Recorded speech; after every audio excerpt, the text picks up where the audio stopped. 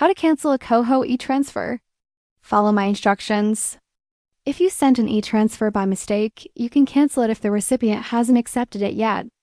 KOHO e-transfers are powered by Inoric, so cancellation steps are quick and simple. Here's exactly what to do. First, open the KOHO app on your phone. Log in with your account credentials. Go to your Transactions or Activity section. Find the pending e-transfer you want to cancel. Tap on it to open the transaction details.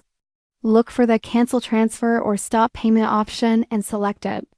You may need to confirm your choice by entering your PIN or biometric authentication. Once confirmed, KOHO will cancel the transfer instantly if it hasn't been deposited. Your funds will be returned to your KOHO account, usually within minutes.